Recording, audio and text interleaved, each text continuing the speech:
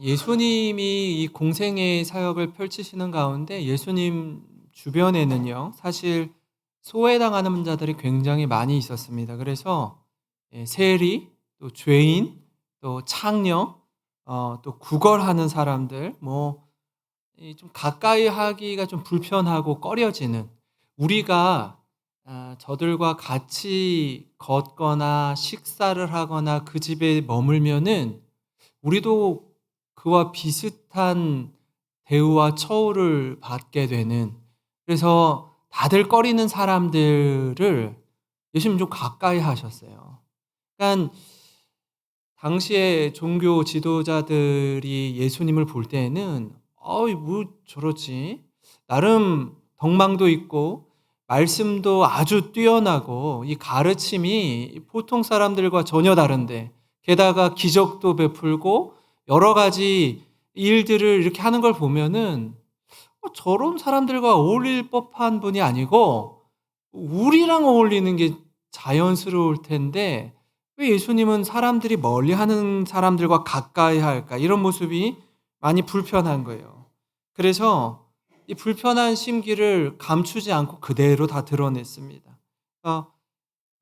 제가 이 누가복음을 쭉 이렇게 보면서 느끼는 것 중에 하나는 뭐냐면, 예수님 진짜 많이 피곤하시겠구나 싶은 거예요.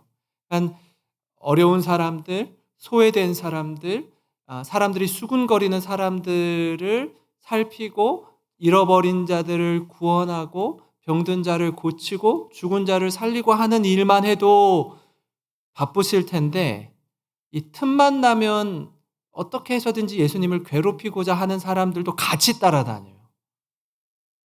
같이 따라다녀요. CCTV 같이 계속 같이 따라다니면서 뭐 하나 걸리기만 한번 해봐라. 말 하나, 행동 하나, 뭐라도 실수라도 한번 해봐라. 아니, 아무것도 그렇게 하지 않으니까 그러면 우리가 좀 어떻게 해서든지 이 말로써 좀 걸어 넘어뜨려야겠다. 좀 괴롭혀야겠다라고 생각하는 거예요. 그래서 곤란한 질문, 모순된 질문, 어떤 말을 해도 피할 수 없는 질문을 통해 그걸 빌미로 좀 예수님을 잡아야겠다라고 생각하는 겁니다. 오늘 말씀도 마찬가지. 사실 우리가 읽지 않았지만 앞에 있는 말씀이 뭐죠? 포도원 농부의 비유입니다. 그러니까 주인이 농부들을 고용해서 일정의 세를 주고 그 포도밭을 잘 가꾼 후에 얼마간의 좀 소출을 받기 위해서 멀리 떨어진 외국에서 종을 보내요. 포도원 농사를 잘 짓고 있는지 이렇게 종을 보내는데 어떻게 하죠? 그 종을 때리고 돌려보냅니다. 아무것도 수확의 일부를 가지고 오지 않고 때려서 돌려보내요. 두 번째 종에게도 똑같이 해요. 세 번을 보냈는데도 똑같이 해요. 이게 좀 뭔가 이상하다 싶어가지고 포도원 주인이 누구를 보내죠? 어떻게 하셨어요? 아들을 보내요, 아들. 아들을 보내서 내 아들이니 좀 대우가 다르겠지라고 보내는데, 이 고용된 농부들이 어떻게 하냐면, 이 사람은 이 주인의 상속자이니 저를 죽이면 이 모든 포도원을 우리가 다 취할 수 있겠구나 생각하고 농부들이 제가 아침부터 왜 그러죠? 농부들이 누구를 죽여요? 아들을 죽여요. 아들을 죽여요. 이 이야기를 가만 듣더니 바리새인과 서기관들이 우리한테 하는 얘기 아니야 싶은 거예요. 들어보니까 이거 불편한 거예요. 우리를 타겟으로 해서 예수님 이야기하는 것 같은데 이거 가만두면 안 되겠는데 하고 예수님을 또 공격하기 시작합니다. 근데 당장이라도 딱 듣고서 예수님을 잡고 싶은데, 저들의 특징은 뭐냐면 하나님을 두려워하는 것보다 사람들을 의식하고 사람들의 시선을 더 두려워했어요. 그 사람들이 누구를 따르고 있어요 지금? 예수님을 따르는 거예요. 사람들이 있는 데서 예수님을 잡아버리면 자기들이 공격당할까 봐 사람들의 시선을 의식하고 있는 겁니다. 예수님은 두렵지 않아요. 근데 그와 함께 있는 사람들이 두려운 거예요. 하나님은 안 무섭고 사람 무서운 거예요. 이게 당시 종교 지도자들의 모습이었습니다.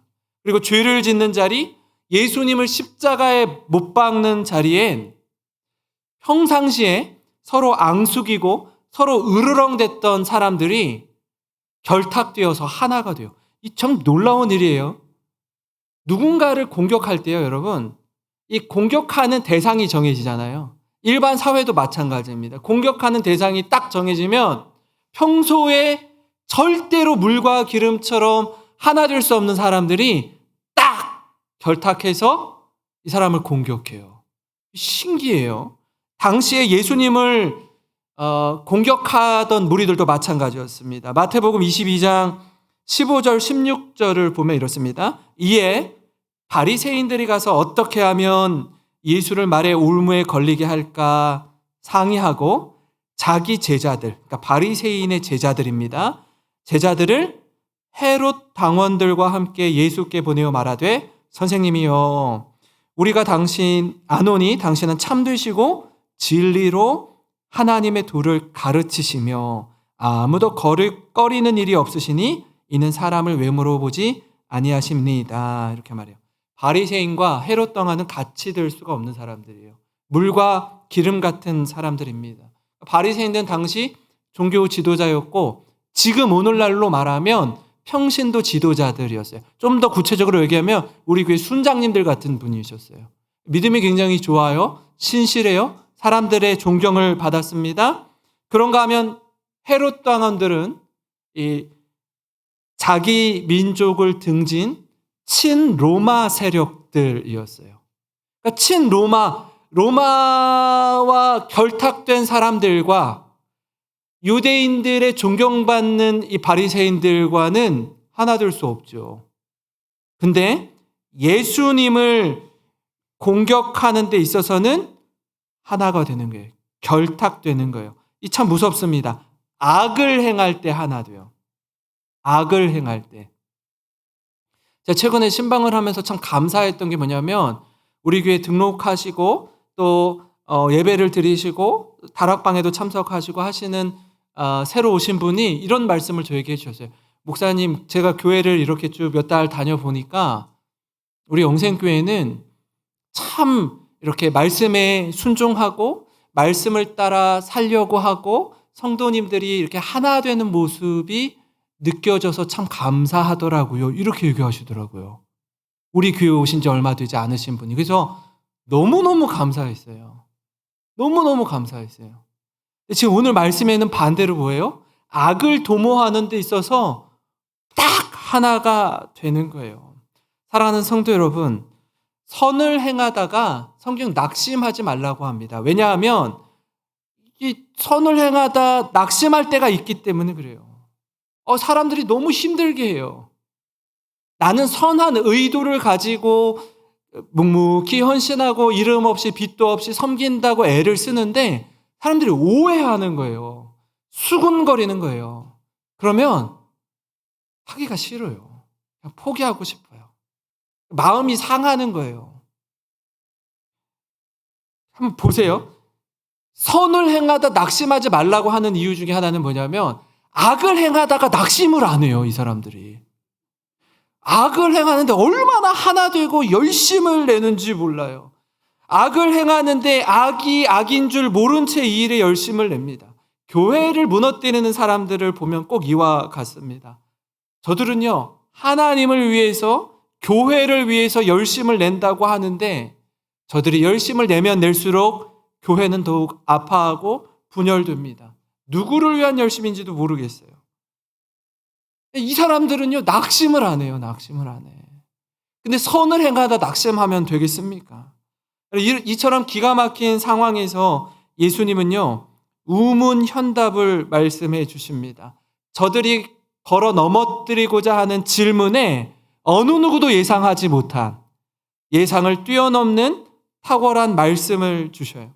저들의 계략과 권모술수를 압도하는 말씀을 주시는데요. 여러분, 오늘 말씀을 통해 깨닫는 첫 번째는 뭐냐면요, 사람들의 칭찬을 우리가 들을 때에 하나님께 영광 돌리라는 거예요. 사람들은 누군가를 공경에 빠뜨릴 때 아주 고도의 전략을 가지고 접근합니다. 처음부터요, 공격적인 자세로 달려들지 않아요. 왜냐하면 만약에 누가 우리를 때리려고 해요. 누가 우리를 공격하려고 해요. 그럼 어떻게 하죠? 방어 태세를 갖춥니다. 그죠? 저 사람이 나를 공격하려고 하는구나.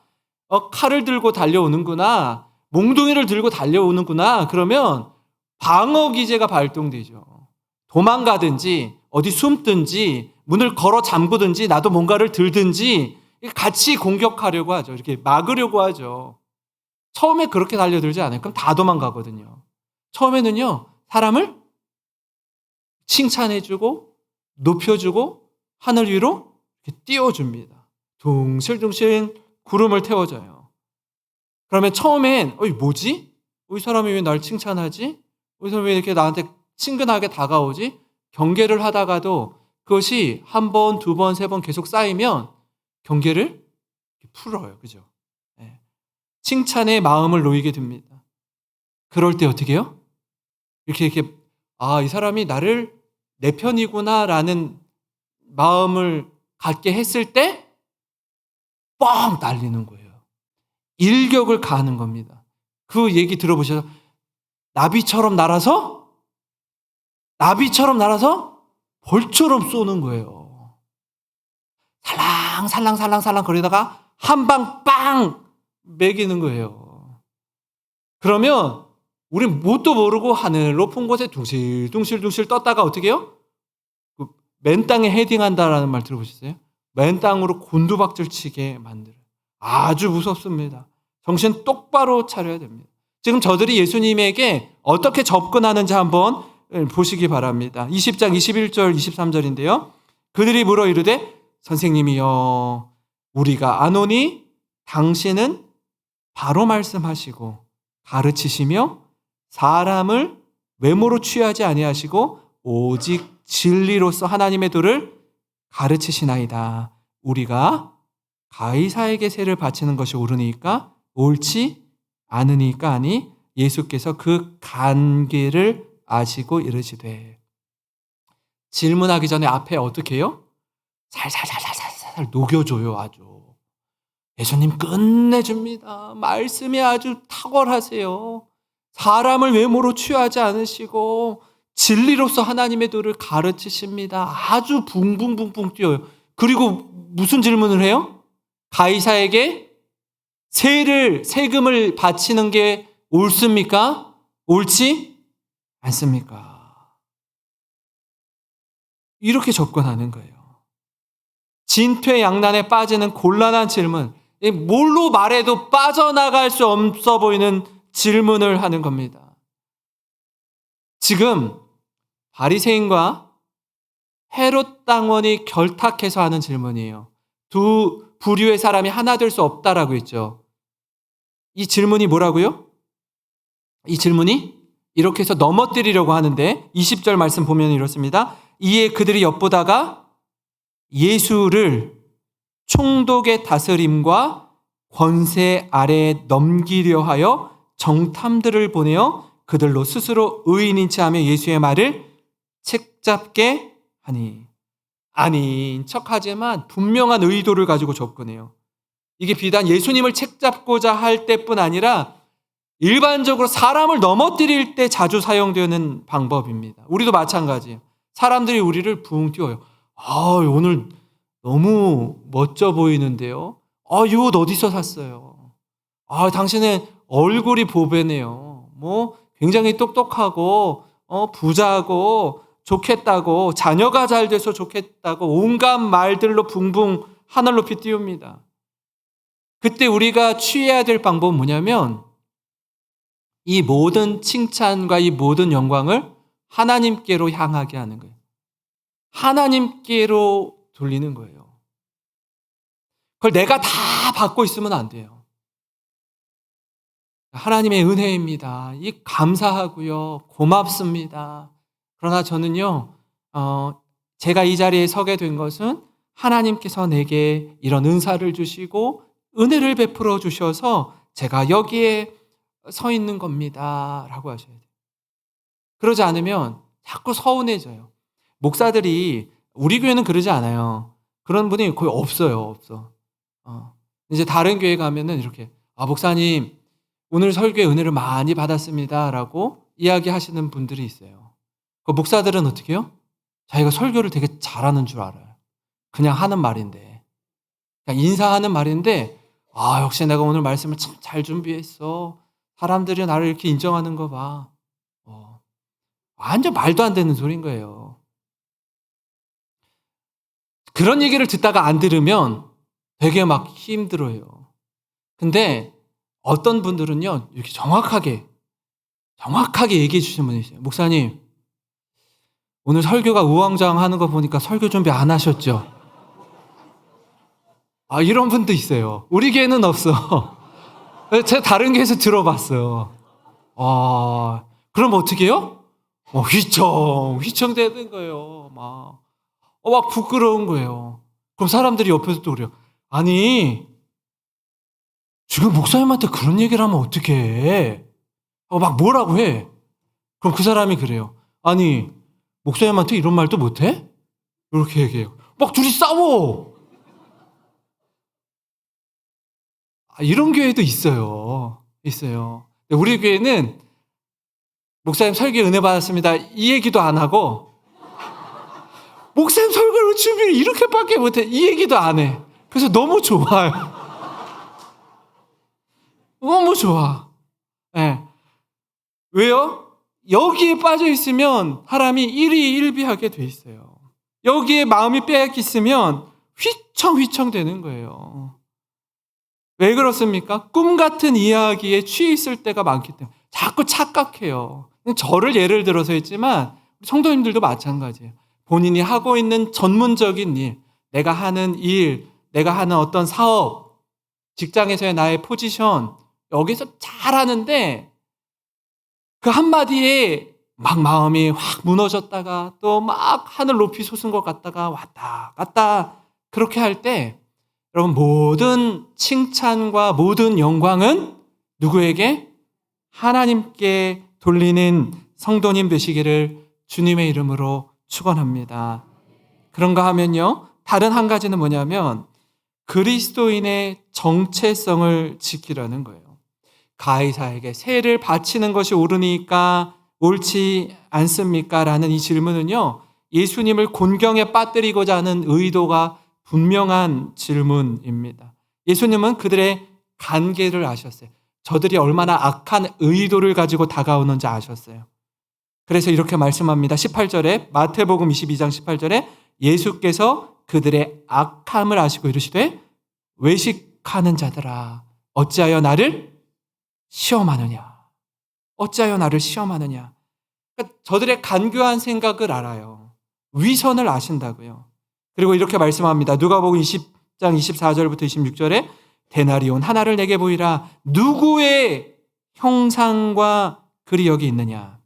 대답하되 가이사의 것이니이다. 시저를 얘기하는 거예요. 이르시되 그런즉 가이사의 것은 가이사에게 하나님의 것은 하나님께 바치라 하시니 그들의 백성 앞에서 그의 말을 능히 책잡지 못하고 그의 대답을 놀랍게 여겨 침묵하니라. 당시에 로마가 세 종류의 세금을 걷었다고 해요. 토지세, 재산세, 인두세. 사람의 머리로 세는 거죠. 만 14세 이상이면 누구나 다 내야 됩니다. 우리나라도 주민세를 내죠. 여기서 말하는 세금은 인두세입니다. 그래서 만약 예수님이 세금을 내라고 하면 지금 누구랑 누가 달려드는 거예요? 바리새인이랑 헤롯 당왕. 세금을 내라고 하면 친유대주의적인 성향을 가지고 있는 바리새인들이 굉장히 분노할 거예요. 세금을 내라고 하면. 세금을 내지 말라고 하면 친로마 성격을 가지고 있는 헤롯 당원들이 심기가 불편해질 거예요. 그러니까 내라고 해도 문제가 되고 내지 말라고 해도 문제가 되는 거예요. 그러니까 진퇴양난이에요. 어떻게 무슨 답을 해도 곤경에 빠뜨리고자 하는 질문인 거예요. 그때 예수님이 뭐라고 하죠? 데나리온 하나를 가지고 와라. 그때 인두세가 한 사람당 만 14세 이상의 어른들은 한 사람당 한 데나리온을 내게 되어 있었어요. 그 데나리온에 우리나라도 그 동전에 그림이 그려져 있잖아요. 우리도. 누가 있죠? 100원짜리에? 이순신 장군이 있잖아요. 예, 그런 것처럼 이 데나리온에 가이사의 얼굴이 그려져 있었어요. 디베리우스 가이사의 얼굴이 그려져 있었고, 라틴어로는 만인의 주 신성한 아우구스투스의 아들 가이사 티베리우스, 이렇게 쓰여져 있었습니다. 이 누구 거니? 묻는 거예요. 로마 당국이 찍어낸 화폐이니까 가이사의 얼굴이 있습니다. 시저의 얼굴이 들어 있습니다. 그러면 가이사의 것은 가이사에게 바치고 하나님의 것은 하나님께 바치라 라고 이야기합니다. 여기에 오늘 포인트가 있습니다. 너희는 입만 열면 하나님을 말하는데 왜 현실은 가이사의 방법으로, 세상적인 방법으로 살아가느냐라는 거예요. 너희가 거룩을 이야기하면서 왜 세속에 매여 살아가느냐라는 겁니다. 우리에게도 같은 질문을 한번 해보면 좋을 것 같아요. 우리는 해당이 안 됩니까? 우리는 가이사의 것은 가이사에게 드리고 하나님의 것은 하나님께 드리고 있습니까? 우리가 세상을 등지고 살 수는 없어요. 6일 동안 세상에 속해서 세상 가운데 살아갑니다. 그렇지만 세속적으로 살면 안 돼요. 거룩을 잃어버려선 안 됩니다. 세상에 있으나 세상에 속하지 않은 그리스도인의 정체성을 가지고 살아야 합니다. 이것이 세상에서 함께 살아가고 있는 넌 크리스천들에게 예수 믿는 사람의 행동이나 말이나 삶이 본이 되고 도전이 되어야 하는 것이에요. 아, 예수 믿는 사람은 다르구나 라는 걸 우리의 언행 심사를 통해서 보여주어야 한다라는 겁니다. 하나님의 뜻대로, 하나님의 방법대로 살아가는 그리스도인이 이 모습이 도전이 되는 거예요. 배가 거친 바다를 항해할 수 있는 이유는 바닷물이 배에 들어오지 않기 때문에 그래요. 예수 믿는 우리가 험한 세상에서도 살아갈 수 있는 이유는 세상의 세속적인 영향을 받지 않고 거룩한 영향을, 세상 가운데 선한 영향을 끼치기 때문에 그래요. 우리가 이 2024년도 이 표가 뭐죠? 주제가? 빛이 있으라, 빛을 비추라. 이 얘기는 뭐예요? 어둠 가운데 빛으로 들어가서 어둠을 물리치는 빛의 사명을 감당하라는 거예요. 우리가 얼마만큼의 빛을 비추느냐에 따라서 어둠이 물러가게 되어 있는 거예요. 아주 강력한, 여기 비치는 것처럼 이 스포트라이트 같은 빛을 비추면 어둠이 더 많이 물러갈 것이고, 우리가 작아도 작은 촛불 하나만큼이라도 빛을 비추고 있으면 그 작은 촛불이 비추는 빛만큼이라도 어둠이 물러가는 거예요. 그 영향을 미치라는 겁니다. 우리가 내가 가지고 있는 모든 소유가 내 것인 줄 착각하며 살다가 다 세상에 빼앗기는 것 아닙니까? 사랑하는 성도 여러분, 세상 앞에서 사람들의 눈치를 보며 사람들의 시선은 그렇게 무서워하는데 하나님 앞에선 두려움 없이 살아가는 어리석음을 범하는 사람들이 있습니다. 정말 두려워할 분을 두려워하시기 바랍니다. 지난주에도 함께 나누었어요. 하나님을 두려워하면 세상에 두려울 게 없어요. 근데 하나님을 두려워하지 않으면 세상의 모든 것이 다 두렵게 느껴지는 거예요. 바라기는 순전함으로, 진실함으로 하나님 앞에서 내게 맡겨주신 사명의 자리에서 하나님의 것은 하나님께 온전히 드리며 주님께 영광 돌리는 삶을 살아가시는 우리 모든 성도님 되시길 주님의 이름으로 축원합니다.